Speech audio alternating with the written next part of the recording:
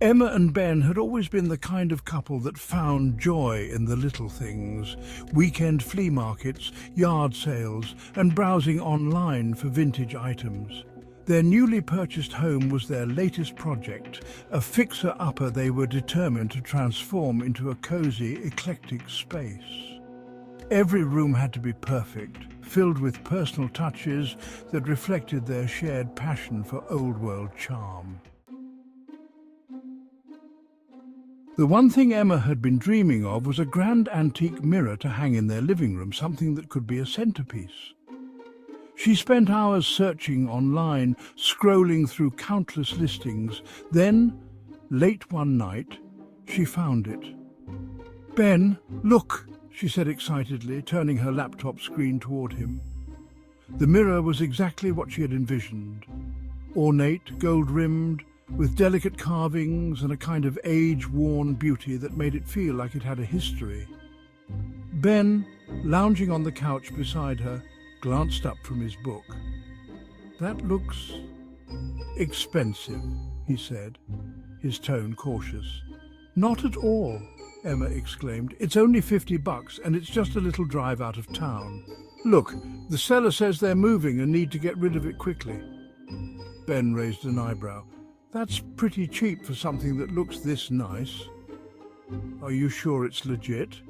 Emma smiled, rolling her eyes playfully. "It's probably just someone who doesn't know what they have, or they're in a rush. Either way, it's a great find." After a brief exchange with the seller, Emma confirmed that they could come to pick it up that weekend. The seller's messages were direct and a bit terse, something that made Ben feel uneasy, but Emma brushed it off. "People can be weird online," she said. "It'll be fine." Saturday evening arrived, and as dusk settled in, they set out to collect the mirror. The directions took them far out of town, deeper into rural backroads lined with thick trees. As the houses grew sparser and the streets darker, Ben's unease grew. "Doesn't this seem a bit remote?" he asked, glancing at Emma. "It's just a little further," she replied, more to reassure herself than him. She could sense his nervousness, but didn't want to admit that the isolated surroundings were making her uneasy too. Still, the thought of the beautiful mirror kept her going. Finally, they arrived at the address, a dilapidated two-story house at the end of a gravel driveway. The windows were dark and the porch sagged under years of neglect. The sight of it made Emma pause for the first time. "Maybe we should have called first," she said, her voice a little uncertain now. Ben eyed the house warily. "You think?" But Emma wasn't about to turn back. "Let's just get the mirror and leave," she said, trying to sound confident as she stepped out of the car. Ben followed reluctantly. They approached the front door, which was half rotten and barely hanging on its hinges. Before they could knock, it creaked open slowly, revealing a thin, pale woman standing in the doorway. She looked as though she hadn't slept in days, her hollow cheeks and sunken eyes giving her a ghostly appearance. "The mirror," she said, in a voice that barely rose above a whisper. "It's in the basement." Ben shot a look at Emma, clearly unsettled. "We're here for the mirror," he said, trying to keep his tone polite. "Do you have it upstairs?" The woman didn't acknowledge his question. Instead, she simply turned and began walking toward the back of the house, her steps slow and deliberate. Ben and Emma exchanged a glance. "I don't like this," Ben whispered. "Let's just go." Emma hesitated, torn between the feeling that something wasn't right and the desire to not waste the drive. "It's probably just a weird situation," she whispered back. "We'll be in and out." They followed the woman through the dark, creaky house. The air inside was thick, stale, and carried the scent of mold. Dust clung to everything: the walls, the floors, the ancient furniture. Emma tried to steady her nerves, but the growing sense of dread was hard to shake. The woman led them to a door that opened to a narrow staircase descending into darkness.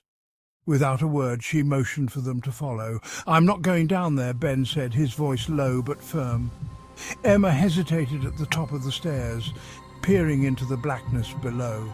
"I'll just go down quickly and grab it," she said, trying to keep her voice steady. "It's probably right there." Before Ben could protest further, Emma began descending the steps, the old wood creaking beneath her feet. Reluctantly, Ben followed. The basement was lit by a single flickering bulb, casting eerie shadows on the stone walls. In the centre of the room stood the mirror, covered by a thick, dusty cloth. It looked just as it had in the photos, though the setting gave it a far more sinister appearance. But something else caught Ben's eye. On the walls were strange markings, symbols carved deep into the stone, some of them filled with a dark, crusted substance that looked disturbingly like dried blood. "Emma, let's get out of here," he said, his voice sharp with urgency. But before they could move, the basement door slammed shut with a violent force. Emma screamed, and Ben rushed to the door, pounding against it. The thin woman's voice echoed from somewhere behind them. "You shouldn't have come." From the shadows, figures emerged, hooded, robed figures, their faces obscured in the dim light. They formed a circle around Emma and Ben, their low, guttural chants filling the air. "What's happening?" Emma gasped, backing into Ben.